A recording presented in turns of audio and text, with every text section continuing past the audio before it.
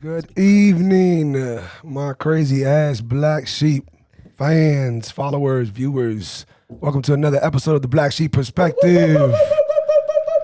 We got, as you can hear, we got a live one. I can't tell you how much I fucking enjoy doing podcasts and always getting these awesome guests, man. Yes. Gus, what's up? You good? I'm lit for this one. You ready? I feel like putting a beat and then having Two Nice just rap over it. Let's do it. Let's redo that intro, bro. How about? Can you look that up for us so that as I introduce him, that song can come on because that shit's so fucking fire hot, bro. I got you. Listen, Thank you, man. Too Nice fans. I want you guys to meet Too Nice. You're gonna learn so much more about him, Sergio. Part of a big movement that we got going on. He's part of Game Time Management and a whole lot more that I'm going to let him explain. And what we're going to do to bring him in is we're going to put this hot-ass motherfucking fire-ass song that Too Nice put out. It's, in my opinion, what brings us back to what all the pioneers did before us. And that goes from Luke, Trick Daddy, well, obviously, you know, I'm going to get land with Pitbull, but I was going to say Uncle Al and then Pitbull. Yes. And then here's Too Nice doing the same thing by putting just, it's not an ass shaking, it's just a pure Miami, this is how we get down song, all mixed up in one. Amen, and it's amen. Thank and it's called Only in Dade, Yes. which for those of you who don't know, Miami belongs to Dade County, Miami-Dade County, and a lot of times when we refer to our city, we talk about Dade being the referral point. So Gus is going to put this on here. We're going to get this thing a sound. You guys can hear at least the beginning part of this fucking fire song. You got it? You ready? Yeah. Oof. It's too nice. It's Welcome to Black my Sheep exclusive. Magic City. game time. City you Exclusive. love, come visit. Un cafecito en la mañana para levantar el ánimo. Gracias. Okay, vámonos, born in the Bronx, raised in Dade. Been in the city since Pit had braids. Baja panty parties, plata know how to sneak me out. Now it's 7-figure meetings, every day we leave the house. It's game time, the game's mine, you know the vibe. Yo viajado el mundo entero, rapping 305. La comida, la mujeres, la cultura. La vecina con su gallo, que locura. Wow. Major. Shouts out to Solo D, man. Shouts out to Solo D. That's DJ a banger. Chris. Bro, that shit's so hot. That's it. Oh, thank you, man. Amen, man. I mean, realistically, the record was already done. You know what I'm saying? Just to give a little backstory on the record was already done. We went into the Live Colors meeting to talk about Yuli the Monster's clothing brand. And we just happened to sit in a room sort of like this size, office this size. And, you know, Game Time was there. Yuli was there. My bad. Sorry about that.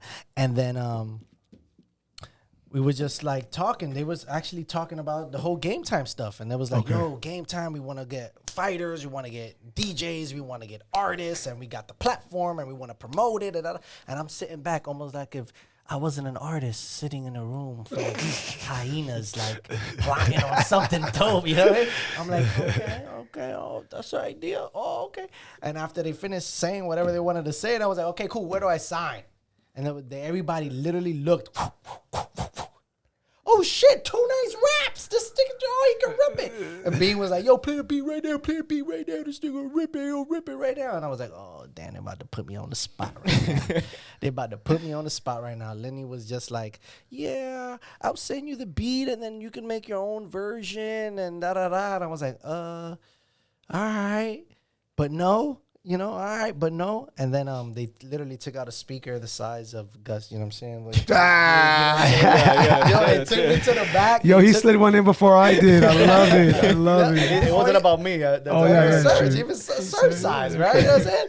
They, like literally huge as hell, and they just played the beat, and then I freestyled, you know what I'm saying? I just busted freestyle, and then talking about everything that was around. There was a guy rapping a van. Which I mentioned it on the freestyle. Shouts out to Mike and Platano. They got it on film. I put it on Instagram. Wow. After I finished, Yuli was like, yo, that's the type of vibe you need on the record. You know, you got the American side, but you need some Latin flavor in there. Of course. And then I was like, yo, I'm going to the studio on Wednesday. You know, Wednesday morning, I'll scratch off whatever I was going to do and then just focus on this. And I went into the studio with Chris and man, and he just started adding flavors to it.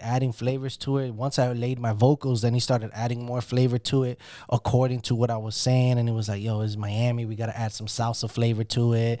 The drops, the drums, the kick, and all that stuff. And it was like, oh, man. What is Chris considered? Is he an engineer? Is he a producer? Chris is my DJ, okay, my producer, my brother.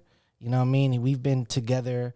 You know, he'll tell you the story. Well, we got to bring him in here too, so you can see his trajectory as well. I started with him. He came on board learning the game, learning how to produce. I was like the guinea pig. Right. You know what I'm saying? I was like, that happens. Let's go. I was like, yo, Chris, that sounds dope. Let me jump on it. Yo, Chris, and at that time, 5 years ago, 6 years ago, it was like mediocre, but it was just, I didn't want to.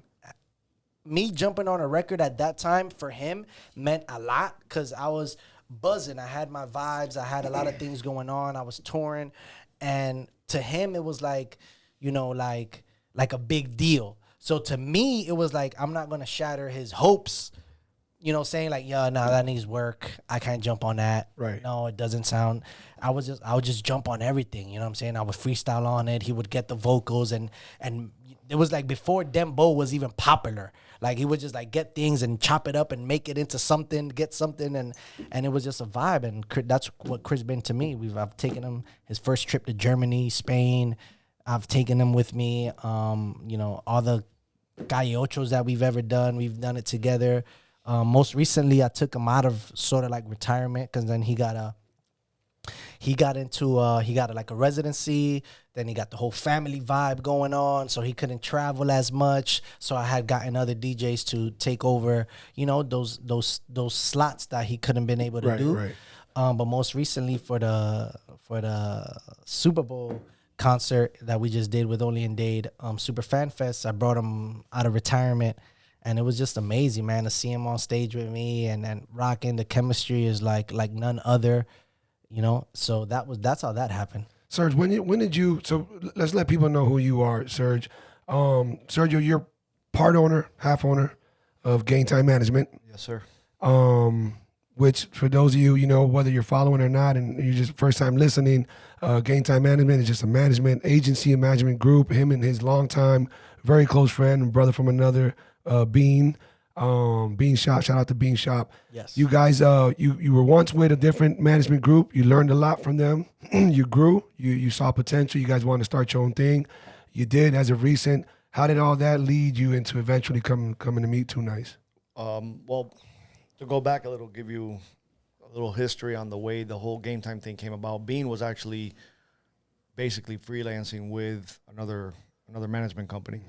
He did obviously make a lot of contacts, being that he's a local barber, and I honestly consider him a local celebrity. You can't go anywhere with Bean without him knowing half the town. I'd always had a dream of being having a sports agency. It's always management, something I do. I run businesses, but that's something that always called my attention. So Bean was so good at it, and Bean, I could tell he was hungry for something more, something greater. He wanted to do his own thing, and I told him, I said, I'm not putting any pressure on you, but the day that you want to do it, count me in. I'll do it with you. And as time went on, things happened. The industry sometimes, throws some things your way, curveballs that don't make you happy, and it just leaves a bad taste in your mouth. And it pushed him to that, in that direction. He was just, quenching more. And like I told him, I said, look, you bring so much to the table. You should do your own thing eventually. And I never pushed him to it. I was like, hey, I never said, let's do it. I always said, look, you think about your best interest. Obviously, you have a barbershop. That's your bread and butter. There's something on the side.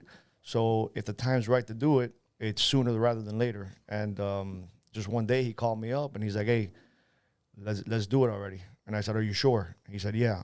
I honestly, at that time, I went and I created the company. I got all the things that needed to be in place as far to become official. I got our domain, email addresses, the whole 9 yards, but he was still, for a while, he was kind of on the fence about it. Okay. Bean never had no agreement, no contract, nothing, no non-competes of any kind, but, we wanted to do it the right way, the right way for him, the right way for his name, for his reputation. So fast forwarding now, a few months ahead, we officially launched, we met obviously Too Nice through. I mean, Bean's known Too Nice forever. Yeah. And We go way back. Platano and Mike from Fifth Color Designs. And we kind of came together because I was mentioning to you about what Too Nice does, other than being an amazing recording artist. He's very talented, with the whole apparel line. You've seen his stuff. I mean, the stuff he wears is always dressed to the T, and the stuff is beautifully done. And I can tell you that that's one of my business. I manufacture apparel. Right. So we were putting, obviously we have Yuli. Yuli's one of our clients, and a lot of people don't know this. Yuli's actually part owner of Game Time Management. That's awesome. Okay. Ben and I brought him in. I didn't know that. Yeah, he's been with us. We made it official a few months ago, right? Because we're just doing so much stuff together, and he brings so much, and the kid's so passionate. We love him as a brother. Of course. I've gotten very close to him, and Bean as well. So it only seemed like the right thing to do. So Bean and I sat with him, and we told him, hey, we want to make you. Look at that. That's legit stuff there. Very nice. We told them, we want you to be a part of this. And, the way, and that's like I've told Gus, I've told a lot of people, our thing is, as a management company, and I know I'm going way too deep, and, No, you're good, baby, you're good. We worry about the guys that we represent, in the sense that there's life after fighting. There's life after being a professional So important athlete. to think like that. 100%. I mean, just huge. So we treat our clients like family, in the sense that, from the very beginning, we're not just thinking about your career. We're thinking about what comes after. Because you got to start doing that from day one. You can't worry about that once you're done fighting, once your football career is over, and be like, what am I going to do now? You got to plan ahead. You got to be forward thinking. And, that's what I told. A lot of these kids are young. I mean, obviously Gus is 25. He's got his head on right. But not everybody's so put together at that age. Right. So there's so much that goes into it. So we were building Yuli's brand. We sat down because we had so much on our plate. And I'm in the apparel business, but I don't have time to build a brand for a fighter. And to do it right, I don't want to shortcut. I don't want to like. You want to give somebody your best efforts. Yeah, man. 100%. So, and sometimes your best move is to put it on somebody else's play, of course. Right. And these guys are so buttoned up with it.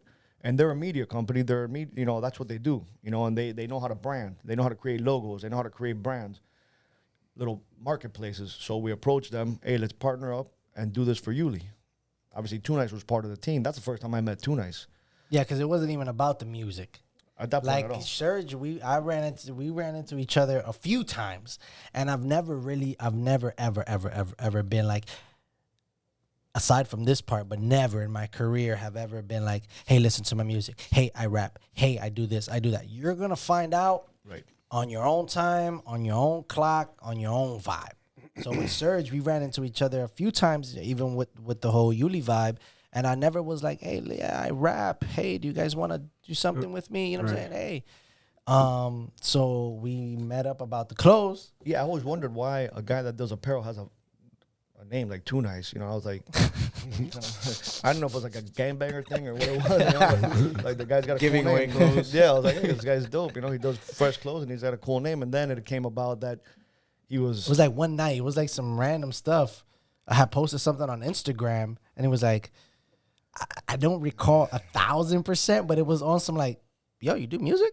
I was like, what? Yeah, I'm like, that's what I do. Like, that's his main thing. The clothing thing he does because he knows how to do it. And that's like a peripheral thing that he does. And it makes sense because he does his own brand, so he can help other people do it, which is a beautiful thing because and that's what I always tell Too Nice. I'm like, it goes with our model. If you know how to do something and you could teach other people how to do it, you have the blueprint for it. Why not, right? So, and it's basically what we put together for Yuli, and that's how the whole music thing came about. And actually, the time that we went to meet with Lenny for Yuli's line, to do it at Live Color, was we were all sitting there, and that's what he was talking about. That's where it came to be. It was literally the night before that Serge got introduced to Too Nice music. I was like, he was like, yo, you do music? Through DM. And I was like, are you serious? Like, we've ran into each other a few times. Like, you haven't scrolled down my page, bro? Like, you know what I'm saying? Like, you haven't scrolled down my page and look at what the boy do. I'm pretty new to Instagram. And I was like, oh, all right. So I sent him a video, and he was like, oh, shit. You like international. Yeah. It was like a video of a concert that I did in like in Ecuador in front of like. And he had a crowd of like 50,000 like, people, and they were singing his song, and I'm like, dude, crazy. He was like, yo, you're like international? So, so take us through that, Too Nice. Like, okay, so how long have you been doing this for? And then, of course, right when you started, you didn't right away blow up and travel, but from starting point, when did it kick into that next level? Like, okay, I'm doing something here. Well, you know? realistically, when I started, I did start to travel immediately. Really? Like right after high school, all right, so when I, just like the Only in Dade song says, I was born in the Bronx, raised in Dade. So when I was born in the Bronx, came over here when I was 10 years old. Elementary school, went to Miami Springs Elementary. And then middle school, and my brothers came obviously with us, and they were at Coral Park. While they were at Coral Park, they meet Plátano, they meet Pitbull, they meet Bajapanti, that whole vibe. They were literally the first half of the song is like the truth of my beginning here in Miami. You know, they would sneak me out of my house. I would go dance battle. At that time, Plátano had his career booming, you know, songs on the radio, touring, traveling. I was just the backup dancer. Pitbull with the braids, I was just oh yeah, mame. I was backup dancing. All the shows here in Miami, I was backup dancing. Me and him had a thing where it was like, you can come out and dance, but you got to learn how to do the peanut butter and jelly. I'm fresh out of New York. I was doing the Harlem Shake and shit. You know what I'm saying? Right, like, right. That was I y'all's was out thing, here yeah. Harlem Shaking stuff. It was like, yo, I get it. You do it good. You're a badass. But you need to do it a peanut butter and jelly. Peanut butter and jelly, that's Miami thing. And Pitt was always been a real Miami, you know what I'm saying? 100%. So off rip, right after high school, it was literally almost like go to college or go on tour with Platt, because he was traveling. He had his moment. Like, it was the vibe. He was, you know what I'm saying, sounding everywhere, and it was like booming. So I was like, all right, cool, let's go. And through that experience, I was able to see an artist, you know, how he handled themselves in radio interviews, in TV interviews, on stage, off stage. You know, I learned and I gained my experience through that, being there. And it wasn't even like a money thing. It was just like being down for the ride. And, you know, he had other people in the circle, you know, and I was just a dancer kid, you know. At that time, I was high tech. You know, I wasn't even too nice. It was just, all right, cool. And then the Too Nice name came after. You know, I was in the car, freestyling in the back of my car, freestyling at the back of my friend's car, my best friend's car at the time. And I had just said something. And then, yeah, there you go. Look at people right there. Back in the day. And I had just said some stuff, and my best friend looks back like, yo, that came out Too Nice. And I was like, damn, Too Nice. I might change my name to Too Nice. And then after that, I've been rocking and rolling. But, you know, I've been in the game, I would say, like 10 But years. when you were dancing, were you writing rhymes on your own on the side and just not telling anybody? I wasn't, but I did have the ability to like freestyle. So that would happen sporadically, randomly, in the moment, you know, backstage or hanging out with the guys. You know, it'll just happen. You know what I'm saying? On the moment vibe. During oh, look at that's Yuli right there. Yeah, look at Yuli. You know? Thug life. Thug life. He's got only one tattoo. Oh my gosh. That guy's a fucking newspaper right now. You know? So at that time, I was just like freestyling here and there, you know what I'm saying? Not really like putting it like into music.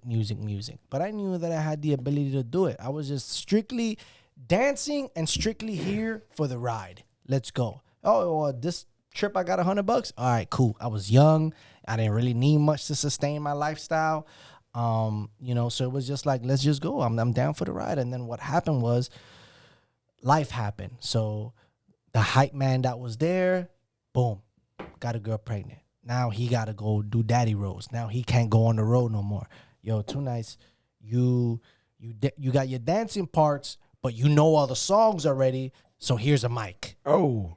All right. So Like cool. that? So That's now how- from the yeah. back, now I'm in the front now. Right. So I still got my dancing part, and now I got, you know, I'm throughout the whole show now because I'm hyping now. Boom, boom, boom, boom. And that's literally how I got my experience. And then till it was like, all right, then I got into the studio. Then I started messing around and doing songs with Plátano. Then I started messing around doing songs with Soulfly Kings, you know, THC Crew, Cuban Connection, and all these names is like groups from back then. You know, when I mentioned in the Only in Dade song, Pitt, when he had braids, these videos, he already cut it off. Right. So I know him from back of the back, you know, and only real Miami heads know what I'm talking about and relate to that. DJ Laz relates to that. Right. You know, the Yulis relate to that because they've been around from that time. You know, and I wasn't like buddies with the homie, but I was around, you know what I'm saying? And I would do the shows and stuff like that. So, and then it just transcended into that. Then the whole Spanish market came, you know, and just... When did the Spanish market take off to another level? Spanish market took off, I would say 2012, 2013. And when we say Spanish market, are we just referring to reggaeton, or are we just talking about in regards to the Latin American countries got more tuned into a different style of hip hop? Well, what happened was that at that time it was like, okay, you got to pick. It's not like the diversity that we have now that, you know, if J Balvin tomorrow want to come out with an English record is okay. Back then, 10 years ago, 8 years ago, it was like you got to pick where you want to go. You either want to do merengue, or you want to do reggaeton, or you want to do hip hop, or you want to do dance music, or you got to pick a lane. Right. You know, and at that time I got presented with an opportunity to sign to like an independent label. And this was after I already came out with like 2-3 mixtapes. The artist that they had already signed, I helped develop his stage presence and his show. And again, it was never like, hey, listen to my music. Hey, listen to my music. I wrote a record for him. I jumped on a record with him. And when he went into the label meeting, like, okay, show us what you did this week. They showed him this song. They showed him that song. They showed him the song that I jumped on and was like, wait, who's that? Oh, that's Too Nice. Wait, what? Yeah, that's Too Nice. And then a week later, it was like, hey, come in. Let's have a meeting. They presented me a deal. At that time, I didn't really have nothing cooking. You jumped on the So very I first offer. Yeah, I jumped on it. Let's ride with it. And then it was like, okay, what we're going to do is this particular song is going to be his next single, introducing you. And at that time, he had a song with T-Pain. So he was buzzing and he was moving, shaking too. So it was like, all right. Like, you know, I'm not going to say no. I'm a real, like, optimistic person. I'm a real, like, you know, take it for what it is. And then if it works out, great. If it doesn't, at least I did it. You know? Right. I developed from a very young age, like this whole, I'd rather have a life filled with oh wells than what ifs, you know? So it's in the sense of like, I don't take an opportunity, then 10 years later, I'm like, damn, what if I would have done that? Like my life would have been different. What if I would have, you know, Yeah, the coulda, woulda, and shoulda. yeah, like what if I would have woken up and gone to that event and met, you know, somebody that could have made something happen, you know? So I just took it and then we ran with it, man. And then after that, then I dropped my own single. You know, I did 3 years with that label, and that's what really propelled me internationally and in Miami too. You know, my name, you know what I'm saying? So that really opened up all the doors. Where did the travels take you? What were some of the great cities that you went to or countries that you haven't been to, but you actually went to? Man, I've been able to chart in Germany. I did a record with some guys over there, the Crush Boys, and we shot the video out there. We charted out there. We was like number 10 over there in Germany. Nice. I opened Don Omar's first performance in Mallorca, Spain.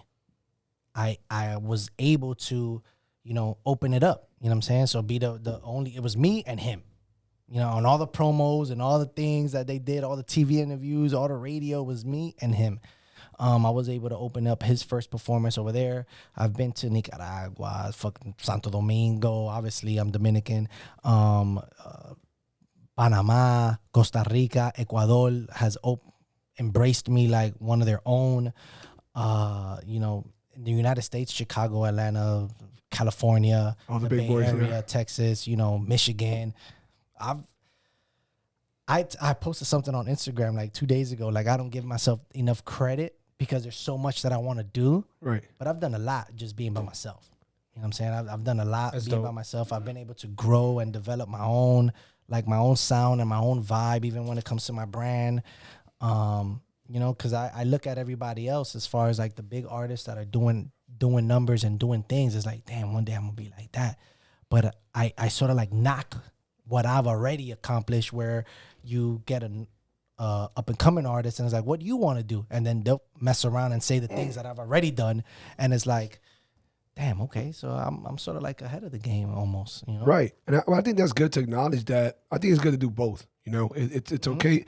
It's okay to remind yourself, hey man, you've done pretty good for yourself. You know, if nobody else would do it, pat yourself on the back and acknowledge this because this is a good thing, and that in itself can bring about some kind of self-inflicted reassurance, motivation. motivation, You know, of course. just a little bit of everything because, like I told Gus, I think it was 2 days ago when we were having a little meeting. No one's gonna do for you like you. So sometimes you got to be your best fan. You got to, you know, if you're realistic about it, if you're a fucking come mierda, then you probably shouldn't tell anything to yourself. But you know, but on the flip side, when you tell yourself, man, but I really ain't done shit yet. I like that.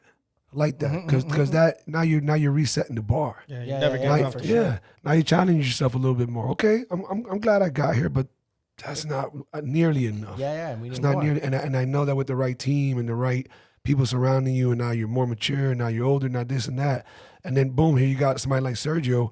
Sergio, what is a management group? What is an agency type group, talent agencies? And you guys cover a lot. How the hell do you shop somebody like him? What is that like? I think that a job like yours, not a job, but being in the position you are and owning the company the way you guys have, it sounds like a fun job. It sounds like it could be almost lucrative. It sounds like it can take you to so many places and travel and meet so many people and make so many connections. It sounds like a lot of dope shit, especially when you see too much TV and you see shows like the fuck with Ari. What's that shit called? Entourage. Entourage. When you see, Ballers and- yeah, exactly. Like Ballers. That's Ballers will make you want to, for sure. Yeah. Yeah, they did an amazing I job love with that it. show. I love that show. Yeah, they did. And The Rock played a fucking incredible role. But take us a little bit through that, man, as regards to those difficulties and what the approaches is, and what is it that you guys go through? A lot of people think it's easy, and honestly, I thought it'd be a little bit easier than it, to get it going, in the sense that when you're dealing with, obviously anybody can manage a superstar because the phone rings, Right, they call right, you, right. When you're on the flip side, when you're dealing with a lot of up and comers, obviously for us, like our first major project was Yuli, and we're very involved with Yuli, but for us the proof is in the pudding. Yuli's had managers before, but there were managers that were, and not to knock anything because they helped Yuli along the way. There's levels to everything, right? Yuli's at a level now where he's at the point in his career that he had to blow up, right? And he had to take the next steps to start making some real money. So the challenging part with that was getting people to buy in. Yuli's a local celebrity. He's got a following. We do meet and greets with Yuli and 300 people show up, right? And it's kind of like we've been somewhere where there's been UFC fighters. We walk in with Yuli, and I don't know, Platt and Mike were with us, but I don't think you didn't go with us to that the Top Golf, did you? The night before. No. All right, so there was a couple celebrities. We walk in with Yuli, and all of a sudden like a crowd comes around Yuli, and I'm like looking around. I'm like, dude, there's a UFC fighter over there, and like Right. nobody even looking at the dude, and Yuli's over here, and you got a crowd of people waiting to take pictures. And at one point I looked over at Bean. I'm like, are you seeing this? And he's like, yeah, it's kind of crazy, right? So Yuli's a guy that knows how to present himself. He knows how to sell himself. Tuna is the same way. Obviously, you pick guys like that. For Gus, obviously he's the same way, and that's why we try to pick the guys that we feel we can do the right job for. Right. And part of what that entails. You don't want a fucking diva who's gonna make you, Not at all. Right. bust your balls just to get him go somewhere. And I can't work well with a guy that doesn't want to be worked for. What's going on, crazy world? We are definitely going through some shit right now with this here coronavirus and all the madness going on with the elections and everything else involved. But hey, on a brighter note, you got the Black Sheep perspective to help you get by and get through it. So I really appreciate for you guys tuning in. Thank you for all the love and support. We can't get enough of giving you guys great content. But in order to do that, we got sponsors to help us pay the bills. We got sponsors to help me have a life where I can go ahead and produce this. And I want to give a big shout out to them right now, to the Driver Shop High Performance. These guys really did a great, magnificent wrap job on my truck. If you guys got a vehicle out there that you want to get a beautiful wrap on, you got a paint job wrap, you can just wrap your own logos, you can wrap any kind of advertisement. These people are the ones to go to. So Hector and company over there at the Driver Shop High Performance, thank you so much for making my truck look that much more beautiful. Huge shout out to the Using Seed for giving me this meal preps that I really need in my life. If you know you're pretty busy in life and there's other things that you want to do but you can't because you put in too much effort to taking care of yourself by eating healthy and prepping meals, well, why don't you give the Using Seed a chance? These guys got great prices, and even more important, they put out awesome, dope quality food. And then a huge shout out to Game Time Management. These people have really had my back since day one. They're helping me in the podcast and everything else that I'm going through with trying to project myself in a better place in this world and in the business world. And I definitely couldn't do it with them. So Game Time Management, if you guys need help in your corner, if you're trying to make moves in your life and you need somebody to help you get there, why don't you give Game Time Management a ring? Thank you for supporting us, guys. Stay in tune. We got so many big things coming up, and I hope that you guys are there for the whole journey. Let's get back to the podcast. Yeah, because you don't want to fuck with divas. You don't want those guys. It's just impossible. You can't work with a guy like that or a girl like that because, you know, a lot of what we do depends on appearances. You know, you gotta show, you got an appearance, you got greeting meets, and if the guy's gonna be late or the guy's gonna be there in a bad mood, you know. So I was telling you earlier, we pick the guys we want to manage. We don't manage just anybody. There's guys that have approached us that we won't manage just because I don't like their demeanor, I don't like their approach, I don't like the way they think. They're big-headed. right. I won't mention any names, but you know, there's local guys here that they just think they're a lot better than they are. They think they're a lot greater than they are. They give you attitude, right? So to be successful, you know, a lot of it depends on the fighter. It's not, you know, my job is harder or more, you know, more difficult or easier depending on who we're managing. Right. So, I literally told Gus, I think, it was like whatever, 3 days ago. I just referred to it earlier. It was the same conversation. I told him, the same time when I told him no one's going to do for you like you, it was that same comment. We had like a fucking hour and a half little meeting, and I told him, I said, hey, man, remember, Sergio is busting his balls, doing what he can. We know that the proof is in the pudding. We know what he does with Yuli. We know, the efforts he puts with Too Nice. We know how far they come. But don't forget, you got to make his job easier. You got to do everything you can 100%. so that it's easier for him to sell you, push you. He's going to give you the invites. He's going to tell you where you go. But, motherfucker, you got to force that smile. You got to shake those hands. You got to do that little wave. You got to do what you got to do, and you got to holler at sponsors, too. You can't leave it on Sergio. No one here is doing that, not talking anybody's business, is doing that good where we can just, you know, take it easy and not sit back. Yeah, none of us. None of us. The We hunger- all got to the hunger- grind. The hunger Yeah. got to always be, you know, number one, you know. I think Serge being part of, you know what I'm saying, Game Time here and in the round table representing the vibes, he can tell you, man, like ever since I came on board, like I just needed that one. I just needed that moment, and that moment we took it, and we've been making the best out of it. You know what I'm saying? I know a lot of people because of my trajectory and you know what I've done in my career, where it was just I just needed that moment, and the moment came, and it's crazy because I took a year and a half off to work on History Makers. And I was telling somebody the other day, I was like, yo, I took a year and a half off just to work on History. Really? What you mean, bro? Like, I seen you doing this and doing that, and you was here and you was there and you was there. I was like, yeah, but I was off. You know what I'm saying? Like, I wasn't even like, I was there, Right. but my mind wasn't there. Like, my mind was here. My mind was on my brand. My mind was on what can I do? How can I do it? Where can I get it from? You know, how can I bring it here? What I got to create? How I'm going to create it? Where I'm going to market it? How I'm going to, you know, get it out there to the world, you know? And as an independent artist and as an independent designer, you know, it's like, it takes its toll on me. You know, I have my music and I have my brand. That's it. Then comes my girlfriend, then comes my family, then comes but it's my music and my brand. That's it. So when I'm all in on my brand, I'm not all in on my music because my creativeness, my having to listen to beats and write music and get into that space, I'm not there. Right. I am not there. And I knew that I needed to go from, let's say, 80% music to 20% brand for me to get my brand to, so I won't have to come out of pocket anymore and, Right. and it'll run itself almost. Right. I can't beat 80-20. I need it to be out of 70-30, you know? So that's what that year and a half came into the play, where it was like I need to focus a little bit more on the brand. You know, when musical things come up, you know, even like before getting management, like I had to deal with my own management, Right, bro. Oh, right. bro, by my own friends, yo. Oh yeah, you want to get a booking? All right, yeah, no, for sure. We'll get back to you right quick.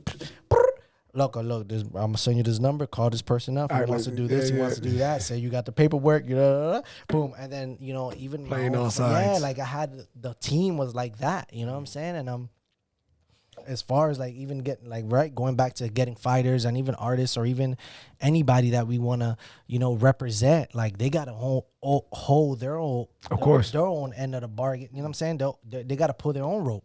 Almost. They tell you what they want to do. I mean, at the end of the day, but you gotta learn. That's the thing. You gotta learn how to listen, right? Because the talent tells you. You know how hungry the guy is. Obviously, Gus and I had a phone call the other day. Yeah, I want to tap into Gus's, brand a lot more. Even like, I'm about to cut you off, but now that we met and now, I'm saying, I've seen, even the other day he like posted the Only in Dade video. You know what I'm saying? Like, he ain't got to do that, but he did it out of either, he was messing with the record, and then he, noticed that we was part of the same team, and it was like, yo, Yeah, like okay. I told him, I said it in the podcast before, and I told him I'm really big on like everybody winning. Yeah, no, everybody, for sure. everybody. I support local hustle, friends hustle. Even if I don't know them on Instagram, I'm still gonna support it. There's no reason to hate. If you see somebody grinding, bro, support them. 100%. Oh yeah, for 100. Repost, and it makes it a lot easier when a fucking song is great. Yeah. It makes it a lot easier when the design is fucking dope. Yeah, it's a lot easier. It's difficult if it's like fuck. He's got an ugly ass logo, but whatever. I'm gonna buy a T-shirt. No, the song is hot. We are all fam. We all have the common grounds.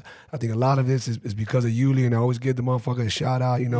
That he was this center point that has brought so many of us together, and it's dope because there's a big movement going on, and everybody's getting get a piece of the pie. And what you were saying, pulling their weight. They're pulling their weight. If you don't pull your weight, you in the wrong team. No, that's part of the reason we brought Yuli in as an owner, because he really is, like you said, he's that one piece that brought everything together.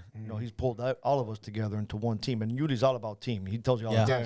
I mean, I wake up every day. This guy sends me a voice message every morning. Top of the morning, top of the morning. Every fucking day. Speed it up. Top of the morning, top of the morning, top of the morning, top of the morning. Imagine that every single day at 7 o'clock in the morning. Nah, no way. Maybe You have the voice note with you? Put it on the bike. I have to have one. Put the voice note on the bike. I need to And hear then this. Yuli every morning, he sends a team one, like, good morning, great morning, brothers, and it's like something inspirational, and it gets you going, it gets you thinking, it gets you started, right? So you hear that, you hear that, and so it's dope. And then we become like a family, and we have a little group chat with a bunch of us. Everybody just kind of keeps everybody going and keeps everybody like obviously animated for the whole day. Sometimes you wake up in the morning, you don't want to get going, and then you hear this, and you're like, how am I not gonna get going? This guy's so happy. Right. I'm like, I'm gonna get going. And obviously it's the whole family environment that we have. It goes a long way, just because a lot of times we end up going to places together, and everybody's like, people ask us all that, like, who are you guys? Like I've had at the bare knuckle fight, some lady came up to me, she's like, who are you guys? Like, 'cause, where we were sitting at the bare knuckle fights, they saw us with Yuli. We always have a little video crew with us. Right. People are because we document everything we do. Because obviously it's for everybody's benefit. The fighters, ourselves, the brand, 100%, everything, yeah. right? So Top of the morning, top of the morning, top, speed it up. Top of the morning, top of the morning, top of the morning, top of the morning, top of the morning, top of the morning, top of the morning, top of the morning, Wednesday. that was Wednesday. That's the Wednesday vibe. That's a real way to wake up on a hump day. That's hilarious. That's crazy. Sergio was like, too nice. What's good, bro? You can tell his eyes are still got boogies in them and whatnot. That dry ass reply. That's usually like at 6:50 in the morning. Yeah, That's but not 9 in the morning. But going to what you're saying, it's true, man. Everybody's on that same vibe. We got the same wavelength, and sometimes you got your weak links. But I was actually telling Doug, my video editor, we did breakfast this morning, and I told him, fuck, how did I say it, bro? He's like, yo, you gotta edit these videos a little faster. Nah. No, not at all. I lost my train of thought. How was it that I had told him in regards to just referring to everything? I forgot what it was, but anyhow, yeah, we're on the same wavelength, and we all push the hell out of each other. Oh, that when you have somebody who's a little bit on the weaker side, and that's not to insult him. We have a saying at our job, and it's even in sports, and you can really apply it to anything. Either coach them up or coach them out. Yep. So either you're going to coach them to get better, you're going to help them get better, or you're going to help them expose themselves. You're gonna help them realize you're not really cut out Yeah, for this ain't this, really for you and right then you should probably keep it moving in a different direction. And that's I think that's what the team, the family is representing hardcore right now. You know, No, for sure. And it A shows. lot of, in a lot of in a lot of different ways too. Like that turns into, you know, a lot of people don't really understand that. They might take it as if like they might turn around and you say, "Look, man, you can't be part of the vibes no more because you ain't, you know, like you going left, but we trying to go right." Oh, you hating. Then they leave the squad, and then it's like turns into hate and negativity, and then it just reassures you.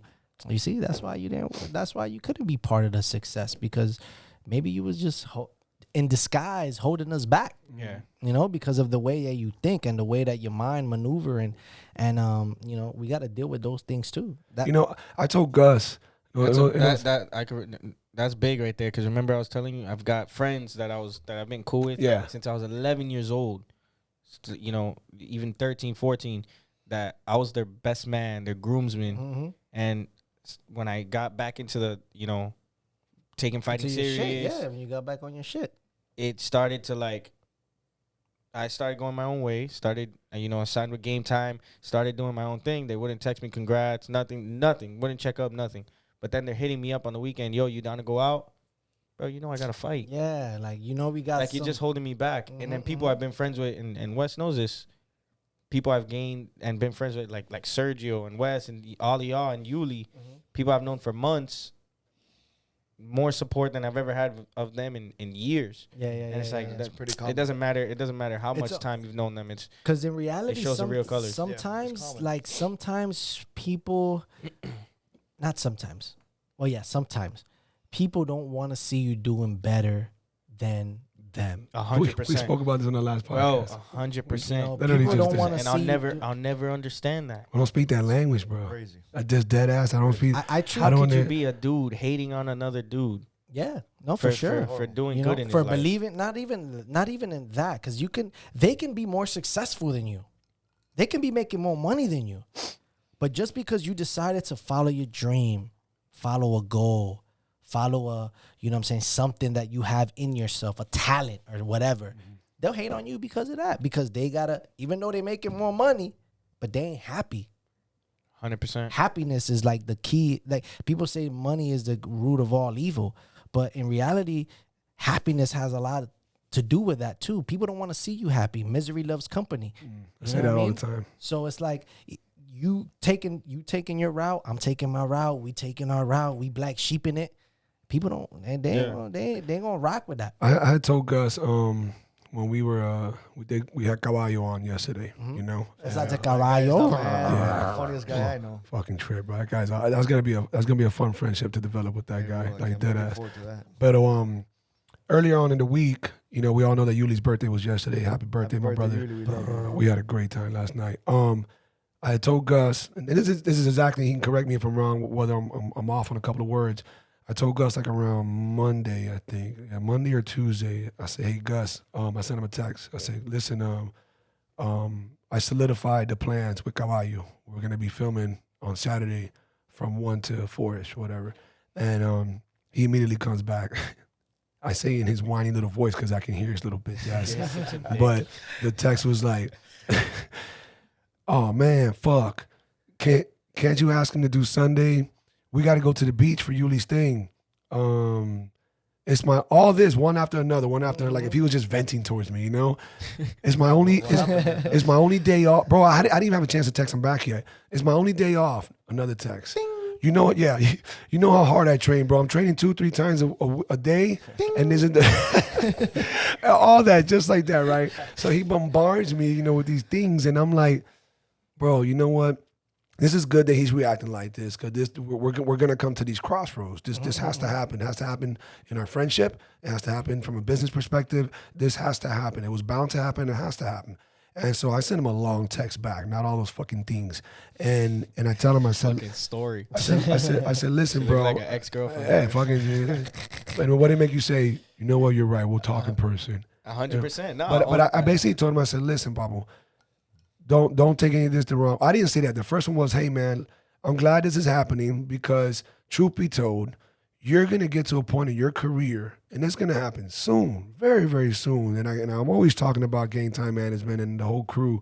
I said, you know, you're going to get propelled quick, and you're going to have to travel. You're going to have to do meet and greets. You're going to have to do showings, whatever the fuck it is. A lot of things you don't want to do. Whatever the shit, yeah. And I said, remember, my brother, being a fighter is your dream. That's what you're chasing. That's what you're working for. Podcasting is mine as of right now, before the apparel. That's mine. When the opportunity presents itself, I need to take advantage of it. Just so you know, Caballo can't do another day. He's caught up doing his own thing, so on and so forth. And then before he can answer, I was like, man, I don't want him to take this the wrong thing. He might be thinking the wrong thing. So I hit him right back up. I said, hey, don't take this the wrong way. Understand this. This is your position. Ain't nobody going to take your position. But since you are going to travel, you are going to hit it big, you are going to do all that, and I'm going to have to still rock out, it's not going to hurt to have guest hosts. You know, that'll be fun. It'll just stir shit up and make it fun. Hey, I got a guest host today because my brother is busy in fucking Dominican Republic, you know, knocking dudes out. Right, exactly. So something like that. I mean, I plan to be at every fight that he has. Let that be known. But I'm just saying, shit might happen. Oh, you know, we're gonna take the black sheep on the road. Fuck yeah, got that right. Continue. So, and then I tell him that, and bro, he fires back.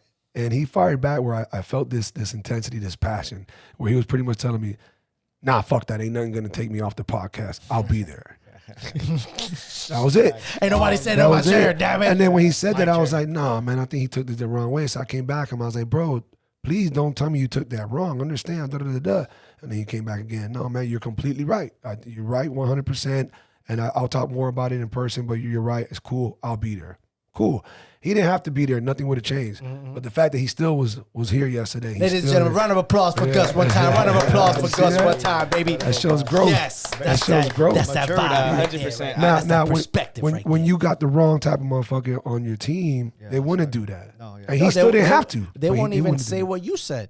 También. You know what I'm saying? They won't even respond the way that you responded. So the way that you responded was, you know what I'm saying, like almost like a big brother type of vibe. Like, yo, we building a, you know what I'm saying, we building an empire here. You know what I'm saying? Pretty soon you're going to hit the road.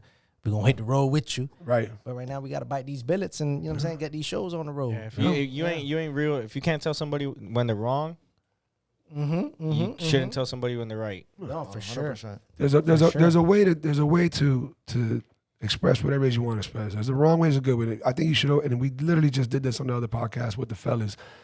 Brutal honesty is the best policy. Oh, 100%, yeah. But it'll fall on deaf ears if you don't present it the right way. Yep. If I come at you condescendingly, demeaning it's like way. What they say is like, it's not what you say, it's how you say it. There you go. You know? There you go. And then through text message too. I've done some breakups through text message and then taking it the wrong way, and it's like, oh my god. Man, I hate texting, man. I hate texting because it never comes out the right way. And even yesterday I was texting somebody and I told him, I was like, bro, I hate texting. You're not even taking it the right way. That's why I FaceTime people. You can see my emotion, what I'm saying. Nah, but that FaceTime shit is. But it's also the way you can't even FaceTime. You got an Android. People you gotta hop on like Skype. Talking about Androids, I was in this conversation with someone, right? Blah blah blah, and they had an Android, and I can't send a voice note.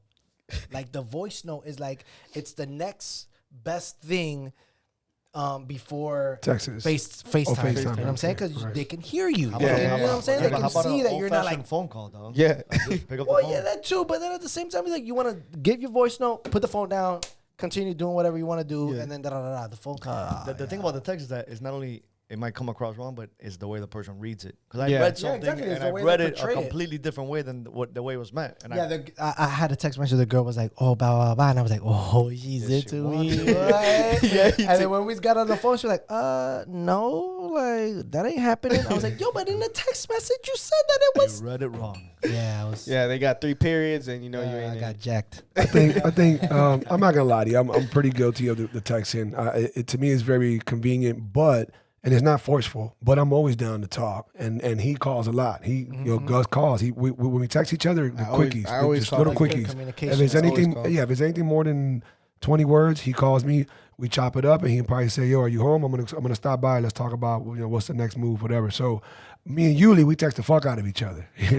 We don't call each other very, very rarely sometimes. So, I see the argument, and I see that, and I definitely see the voice. Message because it's true. You're a step above texting, but you don't have to call it. Just get it out the way. I told that person literally, I was like, "Look, let's go to WhatsApp. because I can send you voice notes. You know what I'm saying? Let's go to WhatsApp because I can send you voice notes. You Android in the vibe. It ain't blue on For my- those it ain't listening, blue for on those my listening, screen. he's saying WhatsApp, okay? Yeah, WhatsApp. What did I say? What's up? WhatsApp. It sounds like Yo, you're. let's go to WhatsApp because in WhatsApp I can send you a voice note and tell you what it is. I don't gotta type it. But either I'm driving or just running around. Like boom, one voice note, 1 minute long. Don't make it more than 1 minute, ladies and gentlemen. If you're gonna send a voice note, make it 1 minute or less. Let it go, and then go again. All right. But that's sort of like the vibe. So is that it? Really your new way of communicating with people? You always send a little. The voice notes is good. The voice notes is But good. you know what happens? He'll call me, and if I'm on a conference call, I can't answer. So I'm on a call you back. And then he sends me voice notes. I'm like, I can't hear him. Right, because you're I'm on on a phone call. Just text him. Catch up with it. And so I have to wait. I'm like, I wonder what Two Nice wants. I'm on a phone call. I can't. I'm like, I gotta wait till his phone call to find out what Two Nice trying to tell me. on the third clip. It's too nice. 'Cause saying, even why the sometimes- fuck are you taking so long to call me back, bro?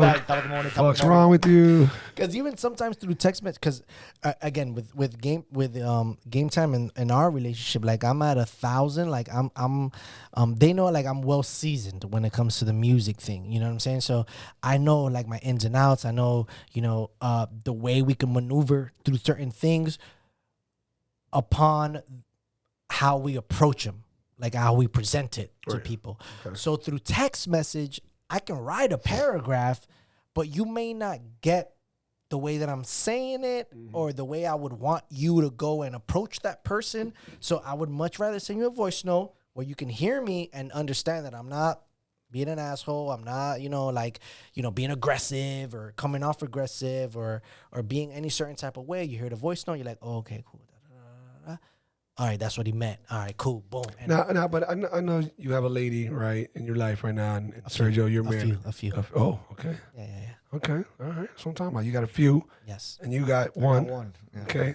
You got a daughter though, so that makes two. But yes, you got your wife. One, yeah. And Gus is single right now, as am I.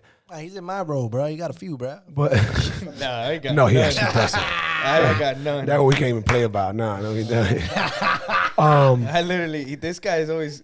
We won't say what he calls me. I'll tell you what, but look, now that we just tapped into that right quick, women want you more.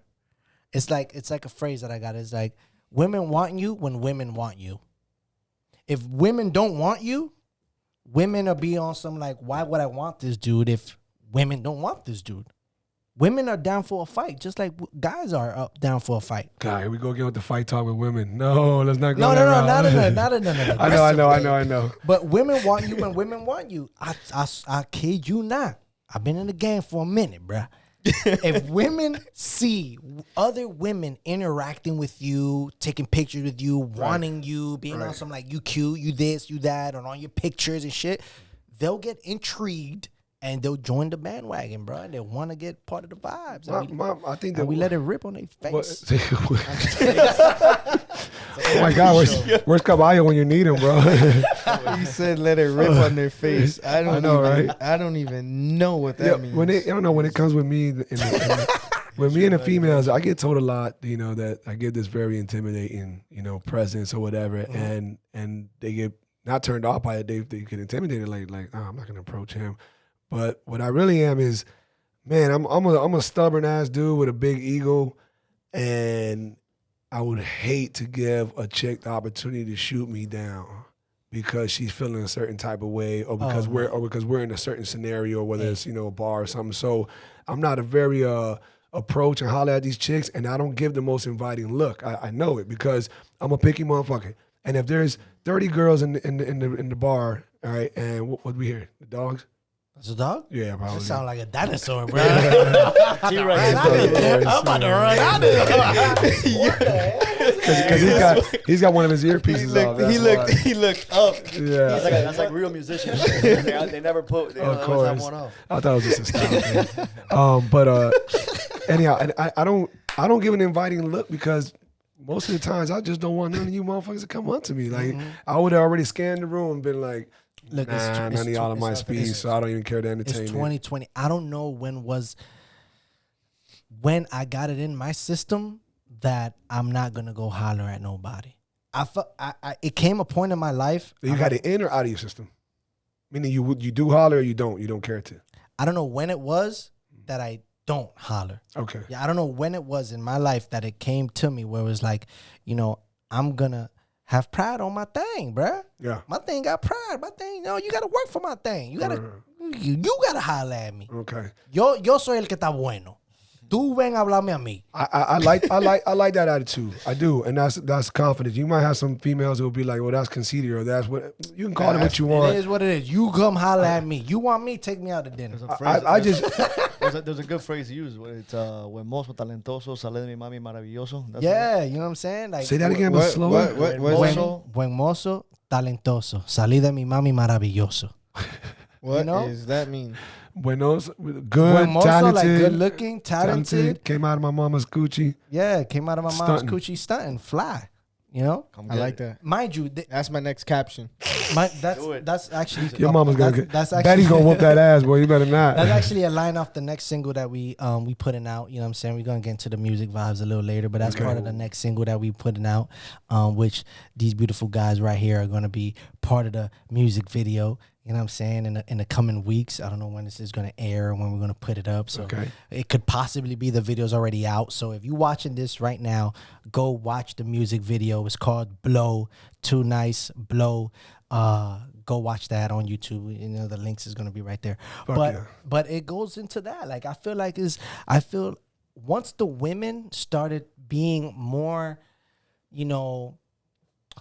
fuck these dudes. Right. I'm about me. Blah blah blah. I don't need you dudes. Blah blah blah blah. I was like, oh okay.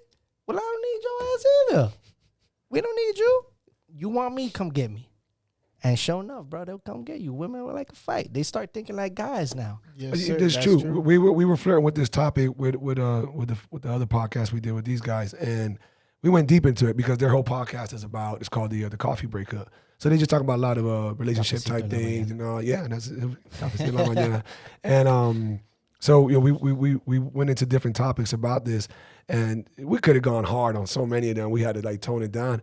And one of the topics was I was asking them. I said, hey, how do you guys feel about going Dutch on a date, meaning splitting the bill? so against it. Or see, there you go. So and then we started talking about we talked about women equality, but if women want equality to such a great, then when is it equal? If we're still expected to do the chivalry, the manly thing, to come out the pocket first, when is it equal then? It's only equal on what? Equal for job opportunities? Equal for what? I don't get it. I say sort of like it depends, you know what And I'm I'm saying? not hating on either because I do it all. I'm a huge chivalry guy. I do all that stuff. But if you really want to win me over or you want to impress me, the more manly shit you do, no homo, the more attracted I will be to you. So if you got aggression and you come to me, whoo, that's hot. If you're talking about, hey, let me pay for this because you pay for the last one, ooh, that's hot. Or if they ask you to go out, they should expect to pay the tab. If they're the ones inviting you. Yeah, if they invited me. If you, look, listen, ladies, you're watching right now. It's not too nice. If you invite me out to dinner, to movies, to a walk in the park, whatever it is you ask me out, don't make me come out of pocket. Because I ain't coming out of pocket. I'm going to say, listen, when I tell you that we're going to go out, I'm going to cover it. Right. If you tell me that you want me to go out with you, you got to cover it. So what if and she? I'm going to be mindful. What if she's trying I'm to cool get with a 4 for 4. So look. I'm a cheap date. I had this 4 for 4. conversation with my boy Orlando. There's so Just much like the 4 for 4 too. There's so much emphasis. What are you guys talking about? Like fucking Dollar McChicken? The Wendy's 4 for 4. He don't even need that. That's why he finds it funny. I'm cool with a 4 for 4. Give me that. But me and O were talking about it. There's so much emphasis behind how you word it. Like you literally have to word it a very specific way, the same way a text would get misread. If you don't word it, because to a female's defense, what if she was like, well, I never said, why don't you go out with me? I just said, too nice. I would love to go out. I would love to go watch some movies and get some dinner. So, and then if I say, you and I should go out one of these nights to go out and get some dinner. But she didn't see the wording there? She didn't say, hey, come out. It's on me. Yeah, so I want to take you out to dinner. She's throwing me the alley-oop. Okay, now so it was up that's to me alley-oop to then. dunk it. Okay. Or catch the alley-oop and act like I was going to lay it up. And couldn't. Right. And pass it off to somebody else, because if they don't go out with you, they're gonna go out with somebody else. Right. You know, so it's really up to the person, you know, what they do with that alley-oop. Now, if she puts it like that and the finances is good, All right, cool. What movie do you want to see? Let's play. You the girl, I'm the guy. Go. Right. Yo, 2 nights. You want to go out? Go say it. I gotta be the girl. Yeah, go say it. Gus, you be the girl, bro. You presented the situation. You're the smallest person in here. I'm the best looking person. By default. Why you No, I just, don't know. I'll fight for that. Girls, like, you know what I'm saying? Let's take a put vote, a thing, poll. let's put a Yeah, poll. pull. any females who watch this video on YouTube and you get a good look at both of these guys, make sure you fucking leave a comment as to who's the cuter one. What's up, crazy world? You got to be a little loose upstairs if you're following us. But if you're not following us, what the hell are you waiting for? Listen, go ahead, stop what you're doing, pause. You can come right back to this. I want you to subscribe, go to YouTube. I want you to go to iTunes. I want you to go to SoundCloud. I want you to just find any platform that we're on. Follow, listen, show your love and support. Thank you very much. Appreciate you. Let's get back to the podcast. Be like or be perceived by and show it to the public. And not unfortunately, but realistically, on the come up, there's a lot of things that we got to do ourselves. Mm-hmm. You know, there's a lot of things we got to do ourselves. Like in a perfect world, you'll have somebody covering that camera, Of course, this camera, of course. covering that camera, And you won't worry about covering it. that camera, and you don't gotta worry. It's kind of like I was talking to Doug a couple days back, and I was saying to him, man, if I didn't have these responsibilities, like going to work, you know, as coaches, you know, at the UFC gym, you know, what we do, if I didn't have to, you know, get up this time and focus my energy on that, if I could just focus on my energy on the podcast, on the apparel, and just anything else business move wise, not, you know, my everyday work that I have to do to pay the bills, to put the money out here for, you know, for the podcast, I would be a whole different beast, bro. I'm telling you, I'm a scary motherfucker. When you give me, I don't got to worry about this. Mm-hmm. I got some money coming in. Everything's good. All I got to do is focus on making these things better. Whoo, watch what I do. Watch what I do. Sure. So what do you got to do to get it there? well, that's what we're doing. That's what we're working on. It's the process. We got to trust the exactly. process. We got to stay consistent. We got to not quit. We got to believe in ourselves. You know what I'm saying? The more we believe in ourselves, the more everyone else will believe, and which has led us to this round table. You know what I'm saying? Right. To everything that you've accomplished in your life, the ups, your downs. You know what I'm saying? Your glories, your failures. I'm sure you've learned from each and every one of those things. Matter of fact, me being here right now is a testament that you've, you know what I'm saying, developed your sense of well-being and what your purpose is into this in this world, you know what I mean? And Gus, you know what I'm saying, you're a fighter, you want to knock niggas down, make some checks, you know what I mean? Serge? No, hey, listen, we're trying to get a title fight for his freaking debut. Oof. Oh, Oof. Oh, he's talking about I'm it. gonna look into the camera and say this. I have Googled and searched this. I'm obsessed. I'm obsessed with this sport. I watch it 24. He knows this. When I'm in strength and conditioning and my coach says, yo, 15, 18 minutes on the treadmill or elliptical to warm up, I put the phone there. I watch TJ Dillashaw, Cody No Love. I watch people in my weight class. I get obsessed with it. I'm like, oh, I'm going to fight this person one day. I'm going to fight this person. I just mimic their styles. I watch it. No, that's I've good. Googled and researched if anybody as a debut or as a pro has fought for a title of a minor organization or major organization. It's never been done. If I do that, I will be making like MMA local history. This right here, 100%. There you go. 100%. History makers in the flesh. 150%. It's a possibility. It's a very strong. Listen. His confidence is through the roof, I feel and it's good to see it because I train so hard. you know, and I train so smart. I've had a lot of guys come up to me to try to help them get fights. You know, many guys, because I've been in the fight game for a minute, and it wasn't always fighting. I've only fought twice professionally, but in the fight game, in the realms of it, for a long time.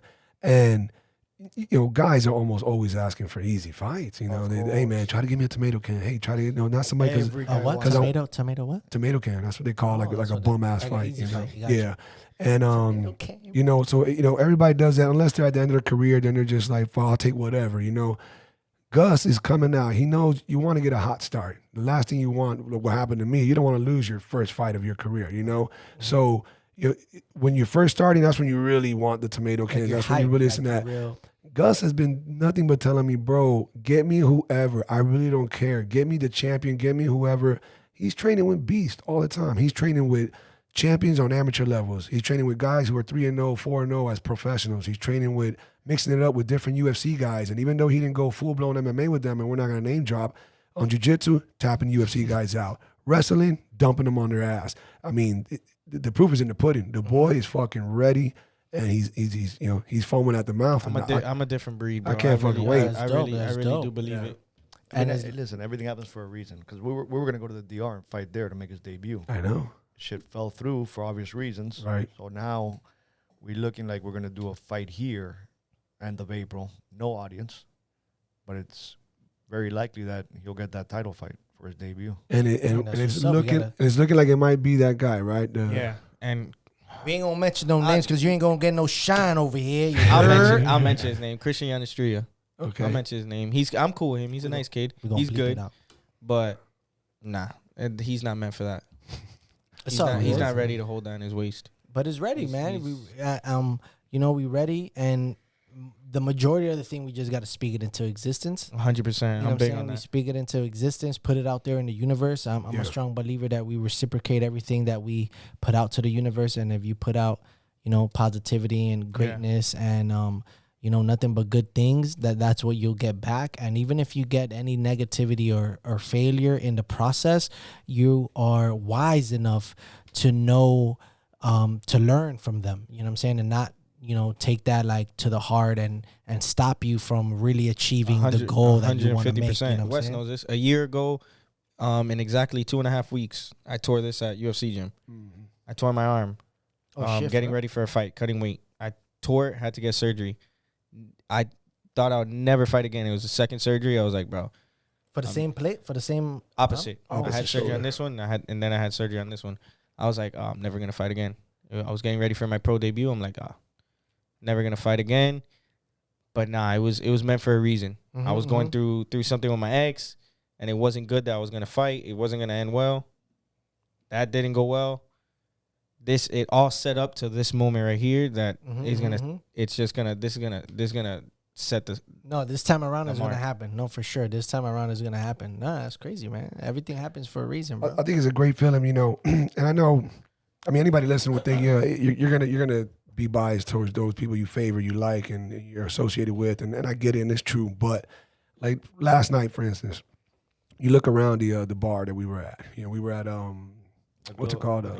The Globe. We're at the Globe in the Gables, and I remember I was looking around at my good buzz going on, and I'm just like, man, I'm surrounded by nothing but talent, people making moves, people from Titan Pit Bulls.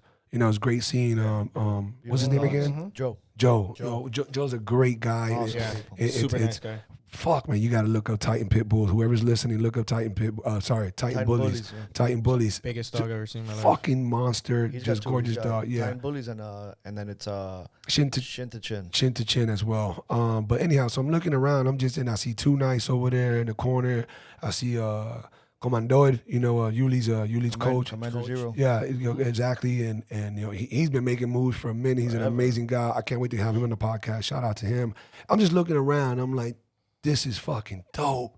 Everybody, even from Jenny. Shout out to Jenny. Yuli's photographer and so much more, videographer, everything. Brooke was in attendance. You know what I'm saying? Yeah. Ashley, of course. Ashley always showing her love to Yuli and the whole squad. She's always showing mad love to Game Time Management. So, again, just looking around, it's like it's a good feeling. It's a good feeling when you're part of something that's coming together, part of something where there's no weak links. Everybody's pulling their weight back to that statement, and everybody believes in it. And we're all speaking it into existence, and we're all pushing each other, and it's dope, And it starts small, it starts local, it starts, you gain that support, get that snowball going, and it's going to be undeniable, ladies and gentlemen. It's going to be a movement that's going to be undeniable. Yeah, man. It's going to be a household name. You know what I'm saying? It's going to be a vibe. Ultimate Dade County's vibe. taking over. Yeah, man. Oh, for sure. What's up with the History Makers clothing line? What do we got going on there? How long did you start that? And History Makers, I've had it for 5 years now. I've had History Makers 5 years now. It started off as a thing that I was it all your complete invention, and then it paneled out with other people, partners? It actually just happened at the barbershop. You know, a lot of things happen at the barbershop. I was getting a haircut. Shouts out to Nick, Slick Nick. A lot of things do happen in barbershops. Bro, barbershops are this shit, bro. There's so much there bruised there, for real. Networking mecca. The communication that I'll happens. cheat on my girl before I cheat on my barber. Yeah, that's the line. Hey, I sure, cheated on for my sure. barber, honestly. What? Yeah, but with Bean. Get out of here. No, it was another dude, and then It was another dude and I you left cheated with him for another Bean. dude? I left him for Bean. It's a barber, bro. Oh my God. Bean took me from my other dude, bro. It's crazy. Oh my gosh, without the Bean, he's a guy taker. Hey. Dominican, he loves the salami. Bro. You know what I'm saying? Oh my goodness, here we go. Chichon. Welcome to the Black Sheep. No, but, I love it. I started it, and it really was just like an idea. I really started it as just like promo material. Then I started off just giving away shirts at my performances. Okay. And it was just, I really saw the demand happening where everyone was started like, I want a shirt, I want a shirt, I want a shirt. And it was like, okay, cool, you got to go to the next show. You got to go to the next show. You got to go to the next show. And then at the time, even though we had shows coming, you know what I'm saying, being in the industry, being in the game, being in the circle, there's some shows that are free. There's some shows that are paid. There's some shows that you take it free bono because you understand like the what can come out of it. Of course, you know? of course. So the money wasn't really there. And then, but what I started doing was just started saving my chips. You know what I'm saying? I would make 500, I would save 100. I would make 1,000, I would save 300. I would save until I had enough money. And then it was just like, okay, cool. Now we about to launch this thing. Now we about to make the website. Now we about to have our first inventory, which was a failure that I learned from, which was making things up front, paying for everything up front, and then just having boxes of stuff in your house, hoping that people are going to, buy this stuff, which I learned from that. Been there. I feel you on that one. I have been too. Yeah. So I learned from that, but it was the initial jump off. It was like, all right, cool. You know what I'm saying? We took that failure and we made it into something that we learned from. And man, ever since that, then we've had, Farruko wear the clothes, Winsing wear the clothes, Sign and Lennox wear the clothes, Osuna wear the clothes. My wife. Wife wear the clothes with some alterations, you know what I'm saying?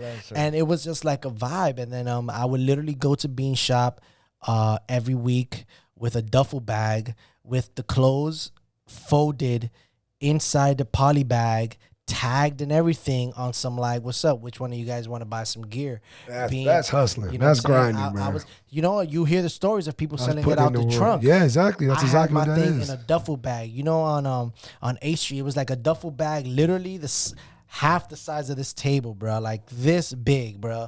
Like, and I would have everything pre-folded, pre-bagged, pre-tagged.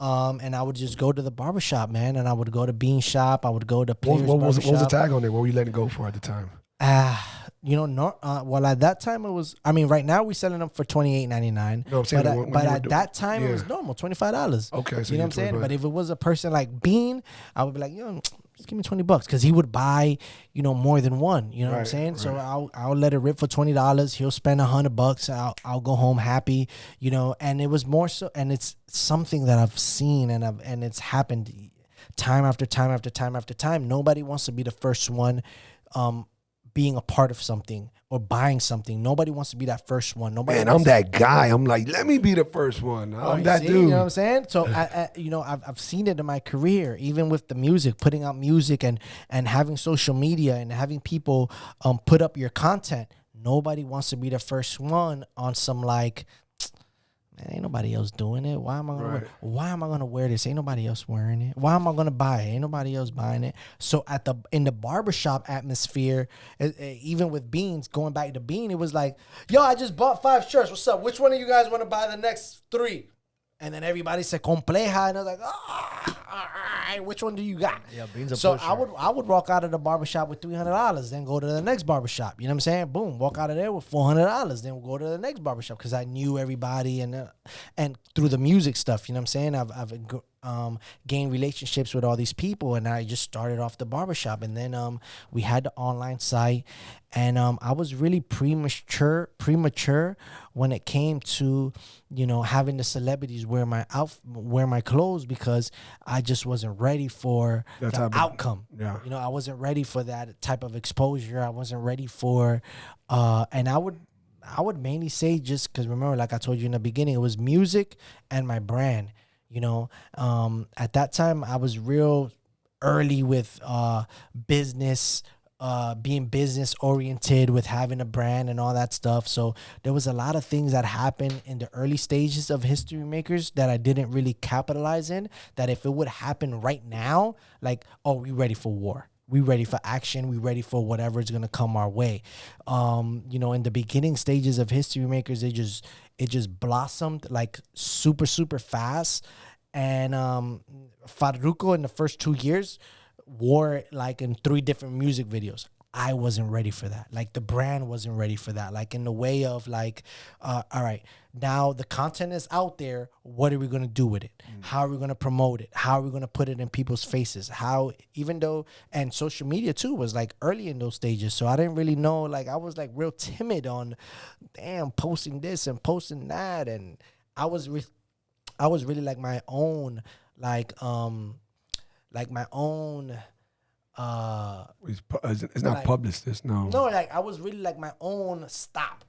You know what I'm saying? Because I didn't know how to go along with these things. I had Winston wear it at in a Nicky Jam video. You know what I'm saying? Nicky Jam, Winston Yandel. Like, you know, like that's the biggest artist in the game. I didn't know what to do with that. He posted it on Instagram. I didn't know what to do with that. Well, in that particular instinct, I knew after the Farruko thing, after what's the nigga's name? After after Farruko, after Nyengho, and after Suna? No, and after Almighty, because Almighty had that Panda remix at that time. After those 3, then I really took it into high gear. Like those 3, I wasn't able to capitalize on those posts, on those music videos, on those vibes. Winston posted a picture wearing the hat. Really quick, before anybody listening who doesn't know these people that he's calling out, these are all top artists in reggaeton who are just super, super, super known. He probably named 4 of the top 5, 5 of the top 7, whatever. These are all very well known guys. So in case you don't know who he's mentioning, these are big people in the reggaeton game who get your uncultured ass on YouTube. You know what I'm saying? And watch some vibes. And so once Winston posted a picture on Instagram, I was like, wait. And then I started getting tags. Bum, bum, bum, bum, tags. History makers. I was like, okay, we just let these 3 opportunities pass. Right. How he's wearing this for a reason. It's not just a picture. He's wearing an outfit. Like, this shit looks legit. So, man, I started doing my research. Then I went to Nicky Jam's page. Then I saw that he was shooting a video. The video, I saw the title of the song. Then he put hashtag the title of the song. Then I clicked the hashtag of the song. Then I started seeing different behind the scenes. People in that country where they were shooting the video, hashtagging that they were shooting the video in that country, which was Ecuador. And then I started I stayed up all night. Like, yo, what's the background? What's going to happen? What's the thing? Then I found out that they were shooting a video to the next single. And I was like, all right, cool. That was my sign. I got to be ready for when this video comes out. I need inventory. I need the website to be on point. Social media needs to be on point. Everybody needs to be on point when that video comes out. And, man, once that video came out and I seen that clip, literally brought tears. I'm telling you the guys a story right now, and my eyes are literally like watering up, like on some vibes, because I'm real passionate about this shit. You know what I'm saying? Like, I feel like History Makers really represents what each and every one of us in here represent. You know what I'm saying? Which is, you know, the motivation, the positivity, the endurance, the sticking to your dreams and believing in yourself. And you know, every time I talk about the word History Makers or the phrase History Makers, I mention like a Michael Jordan, a Michael Jackson, you know, people that have accolades. Like, this person is this person because they did this and this and this and this, but it's not really about what they did. It's about the mindset and the process to getting there. Right. You know, so the whole positive vibes only is all about that, and everything that we put in our and that I put on my clothes is just motivational and positive. You know. So now that site's fully up and running. Everything's on and popping. That's on and popping. And what's that site right now? It's historymakers02.com. So I knew that the video was gonna drop. I needed to be ready when the video dropped, and sure enough, man, when the video dropped, I sold out of that. I sent to get the shirts done. Came out of pocket, which was something that I learned from the first time, but I felt like, yo, this time is gonna be different because there's something behind it now. And I sent to get them hats done. I feel like I sent like I had like 95. It's an awkward number, and why didn't I do 100? But it was 95.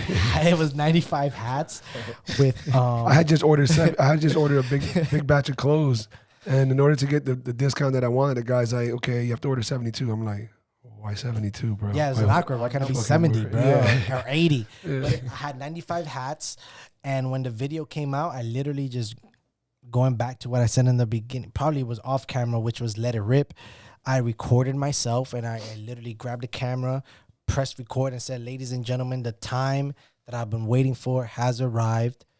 Check this out. And then I downloaded the clip off Instagram, and I put the music video with the homie wearing a shirt. I did a Facebook ad, and in 3 days we sold out of the hats, and then we just kept flipping after that, and it's just been a flip game ever since then. That's dope. Ever since then, it's been a super duper flip game, and then after that, then Yenho wore his stuff on a music video. Then I had other Dominican artists wearing their stuff in the video, and from that learning experience, it's just been a flip game ever since It's been a flip game ever since after that, and then we just kept flipping it and flipping it and flipping it and flipping it and flipping it and flipping it. That's gonna be Monday's voicemail. Yeah, flipping it and flipping it and flipping it. Oh, wait, it's the second time I see you. You know, cry. in the weekends, I actually take time off. I don't really send voice notes on the weekend. I give these guys time off on the weekends. Hear my morning. Are you up every day early in the morning? Yeah. No matter what, Yeah, 6 yeah, a.m., yeah. 7 a.m. What is it? 7 a.m. 7 a.m. every morning. day. And it's crazy. My body wakes me up. I have a horrible sleeping. I feel you on I that. sleep pattern. like a baby. I sleep great. Yeah, 'cause you got money. I have a horrible sleeping pattern, bro. My body would literally wake me up 4:30, 5 o'clock, whether it is to go I feel you on pee that. or just to toss and turn, and then I'll stay up for like another hour, sleep for like an hour. Then my girl wakes up, get ready, and then I'm like, all right, she's already up. I gotta get ready too, because you know what I'm saying. We leave the house at the same time. I tend to use that as motivation. You know what I'm saying? No, she's up. Boom, I gotta be up because I'm not gonna stay here sleeping, being lazy and shit. My girl's out making this money. I gotta figure it out. Go ahead and walk out the door, and once I walk out the door, figure it out. Bother these guys. Where you guys at? I'm pulling up. You at the office? I'm there. Calling my other friends that also have businesses and stuff like that. Like I'm pulling up. I got my laptop. So you mentioned earlier that hopefully by the time the podcast gets edited and put out, I would say latest by the end of the week or whatever. But you think this Blow is going to be out? Blow, the next single right now, yes, but not the video. What we're gonna do is, ladies and gentlemen, welcome to live recording and post editing. This video is going to be edited and done after the music video. So this is what we're going to do right here. Right now, we're talking to you guys, talking about the Blow record, which is available right now on Spotify, iTunes, Apple Music, Amazon Music, any digital platform, and the music video is available right now. Click the link on the description and go watch the music video. But motherfuckers made for this shit, bro. But yeah, can you do that, bro? Please. I mean, we need more viewers. Like, do that type of shit. Hey, they need this, right? This guy. Show them your abs right quick. Nah, I'm not gonna do that. I want to make Just, West Break jealous. the internet. But yeah, Exactly. blow is bro, actually you never make me jealous. Let's get that right. Right? I got abs too, especially with me Yeah, here. you You got ain't no gonna make Your abs are because you don't eat much. Luckily, the UDC, ching. Luckily, the yielding seed takes care of us and has us eating right, and they got Gus fucking counting his calories, so he's good. But I got ass, motherfucker. Go ahead. I need food to send them over my. But yeah, Blow is a new single. Which So you're currently still building the album, or is that already done, made, or it's going to be song after song until the album builds completely? Realistically, I've never really sat down and said I want to create an album. Okay. Just because the way that the music industry has developed and the way that everything is so direct to consumer, I feel as if even teaming up with Game Time, you know, when we initiated our vibes, it was just like, let's just create content, let's just create these singles and put out singles and create that gallery that will be able to then present an album, you know what I'm saying? Okay. Or present an EP, you know. But right now, everything that I'm creating or everything that I've created throughout the year and a half that I technically took off, which I was still active and recording and making music, now everything is going to get released. So November 2019, I was like, sat down with my producer. I was like, yo, Chris, 2020, we got to come out with more music. 2020, we got to let it rip. I created Blow, and it was like, yo, this is going to be the initial intro to 2020 and the have you put Blow on your Instagram for people to hear it or not? At all. What? Let me continue. So 2020 was like, yo, 2020, we're going to let it rip. January, we did Only in Dade. You know, and ever since then, it was just been Only in Dade, Only in Dade, Only in Dade. And I felt like it was almost like a blessing in disguise, because the content of what I'm mentioning in Blow is something that I felt throughout my career. But now that we have this buzz, it's the time now. Okay. You know what I'm saying? To release this type of content and this type of wordplay to the universe and to the world, so they can, you know, embrace it and enjoy it. I recorded it in November. And it was just like, yo, January, we're going to release it along with other stuff. But when you guys get to hear Blow, you're going to be like, okay, this does sound like an intro to something. Okay. You know, just because of the content that I'm saying and the things that I'm saying, and you know, the first line that on the record is like, me tratan de cerrar la puerta y yo la abrí con una pata voladora como Bruce Lee, pile de año en esta vaina, mira cómo sigo aquí trematando la liga, nadie me saca de aquí, me observan, me critican y todito están hablando, pero cuando me ven en la calle están saludando, vigilando todo lo que hago.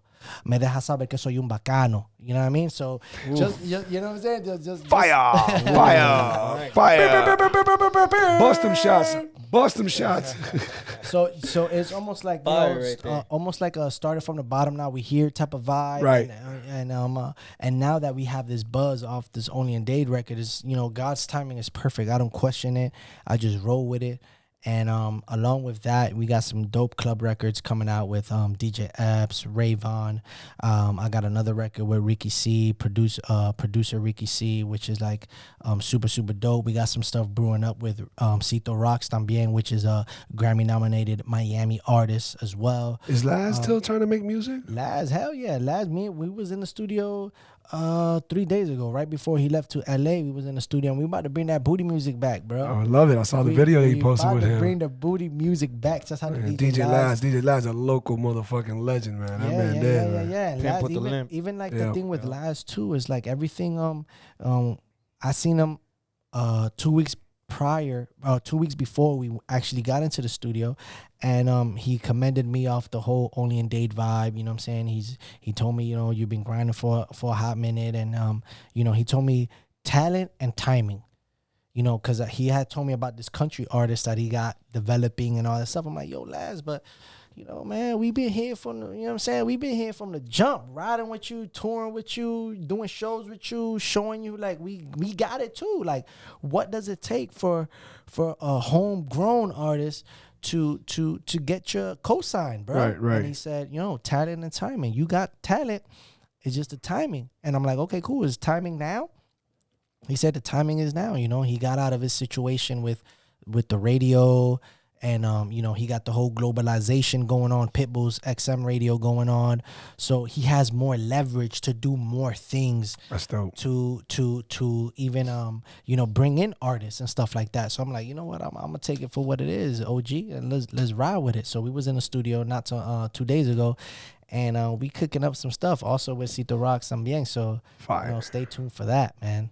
Damn. Hey, are you ready for all this? I think I am, yeah. You sure? He better be, man. There's a lot of Serge better be. There's a lot of shit that's gonna be thrown your way, crazy. bro. It's You gotta and stop. Bean. Oh, Like what I gotta said, stop. on the Only in Dade song, is game time. The game's mine. You know the vibe. Yo viajaba el mundo entero repping 305, and it was just and even with Serge and even with Bean, like Bean, he's seen me grow up. You know, he's seen me from sneaking out my house, dancing in these clubs and battling and stuff like that. And it was just the same vibe. I remember going to Bean and be like, yo, Bean, I'm buzzing right now.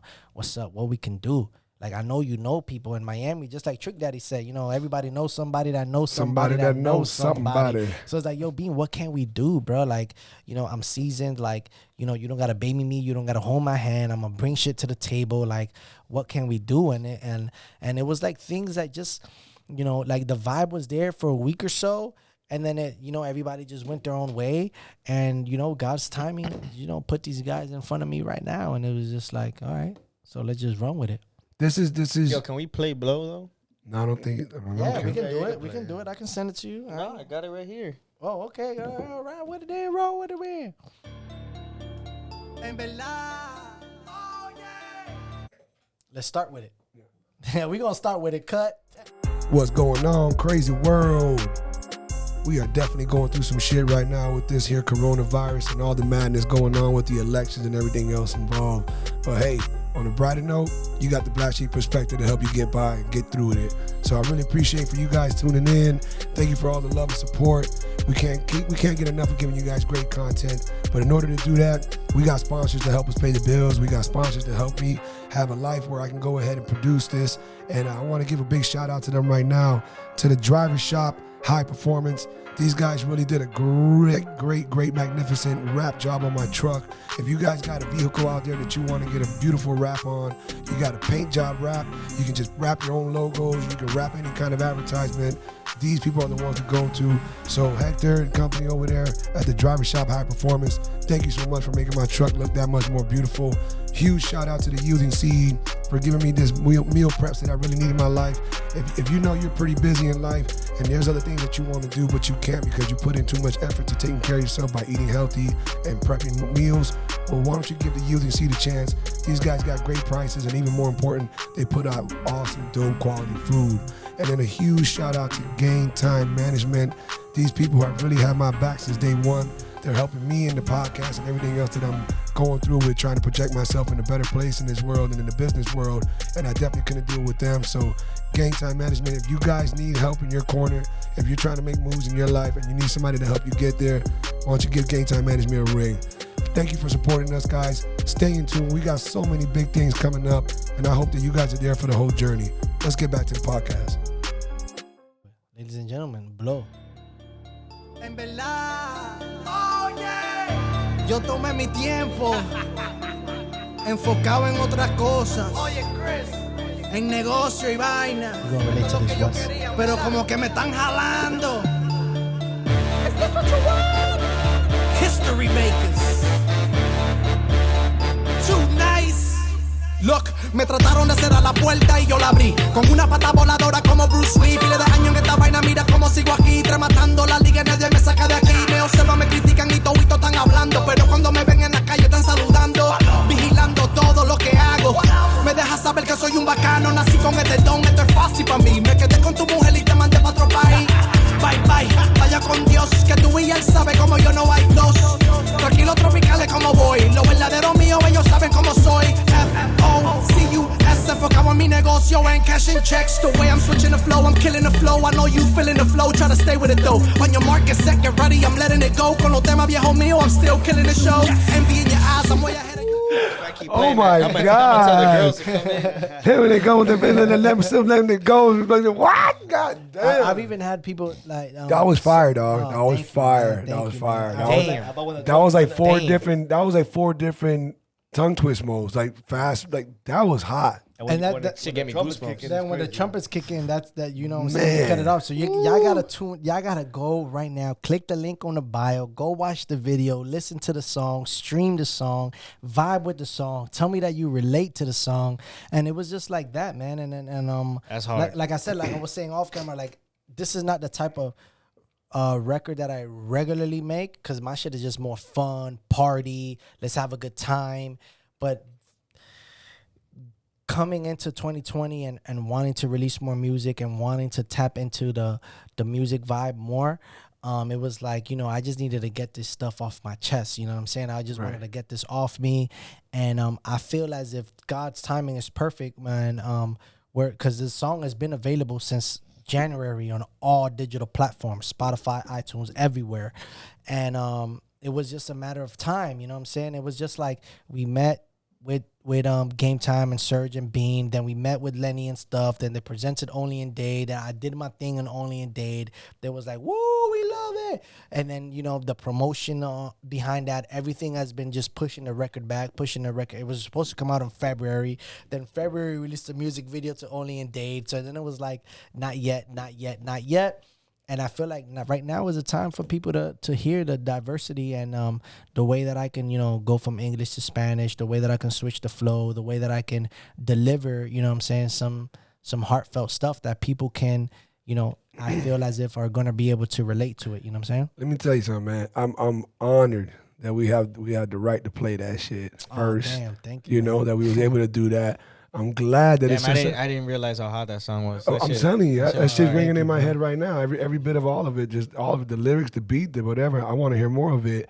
But really, I'm honored to have you on, and I'm honored to play that song. And I truly feel you are gonna blow the fuck up. I really do. You got it all. You definitely got the team to back you up, Serge. You motherfuckers got your hands full, bro. Like they don't even know. Bro, yet. I really think you're talking about this, man. This guy with the fire, yeah. I mean, fuck, man. There's a lot going on. It's a good thing. I can't wait to walk out to one of them fights. Oh, with, man, you know what I'm saying? Gus headlining the fights. You know what I'm saying? That might have to be your walkout song, dog. It might just be. Man, we gotta talk that one up, man. I was gonna have Bad Bunny, but Bad Bunny who? Yeah, exactly. Serge, please tell the people listening, man, before we close out, where can they find you? Where your links or anything else? What we got going on? I know we got Art in Motion. That's something that you're pushing with your partner. Correct. Art in Motion's a brand. It's a fight brand. We started as a fight brand and turned into more of a lifestyle brand. But that, to be honest with you, because of a few circumstances of what's going on, we're pushing it still. Okay. Hard, but there's a few things we're changing. Okay. And obviously focusing on that, focusing on game time management. We have a few things. Obviously, game time is become a movement, and we've built a great team, and we continue to grow. We're growing every day. Today, we signed 2 football players that are going to be in that. That's right. Shout out to those boys. Yeah, amazing. You guys met them both last night. Exactly. Did I? Yeah. Well, I don't know if you did. I mean, they were there. I did. I met them. I'm pretty sure I would notice 2. I'm guessing they're 2 big black guys. Yeah. They're like receiver body. Defensive backs. Yeah. Okay, It's defense. way bigger than me. That's for sure. Well, yeah, that's true. But Hey, anybody go out there? listen? Anybody out there listening? But you're like a punter. I don't know what other position in the football team you can play. You can be a punter. To anybody listening, man, if you really think, you know, be humble, be legit about it. If you think you got the talent, or if you really know somebody who's got some amazing talent on whatever it might be level, and you think they really need some good management, man, please reach out to Sergio or Bean. Reach out to Game Time Management. You know, everything you hear here. Reach out to one of us. Reach As out well. to Too Yeah, Nice. reach out to the Black To Sheep. Yuli, to Black Sheep, Yeah, to we're me. a family. We're all part of it. For sure, and we're all gonna guide you the We're right all about way. everybody winning. And Too Nice. This was too nice. This whole thing was too nice, man. Oh, It's man, good. thank you guys for having me. Thank you guys for the opportunity. Thank you guys for the hospitality. Thank you guys for allowing us to have this platform to talk about, you know what I'm saying, our upbringing, our greatness, and everything that we got in stored, along with, you know what I'm saying, man, we were never created to live an average life. We were created to be history makers. And you guys yourselves, you know what I'm saying, are indeed history maker certified. Thank you, You know bro. what I'm saying? And Thank we you. rocking and rolling. Appreciate it, man. Listen, guys, everybody out there, we really appreciate the love and support. You see how this thing is growing, man. Support the movement. Support your people. Support your local people. Support any kind of movement. You see somebody trying to do something better in their life, fucking help out. Do what you can and make those people get there, because all we want is positivity. And in a world right now where there's a lot of bullshit going on, from elections to viruses to, it's a lot of crazy shit, man. We don't need to add fuel to the fire, man. Instead, let's put that shit out with some positivity and spreading love. And I feel like today, man, this podcast here was just that. It's a huge reason as to why, you know, we're all going where we're going, because we spread the love and the positivity. We keep it within the fam, and we are growing, and it's a great thing. Gus, I know that we'll update everybody else on the next podcast as to when your fight's gonna come, especially being that Sergio just dropped that awesome news for the title match. Hopefully it happens. Hopefully the guy takes the fight, and we'll definitely keep everybody posted. Everybody out there, man, thank you so much. Have a wonderful day. Make sure you follow Too Nice. Make sure you follow Gang Time. Make sure you follow Gus Mill. This is definitely history making moves over here. And go listen to that blow. Oof. That's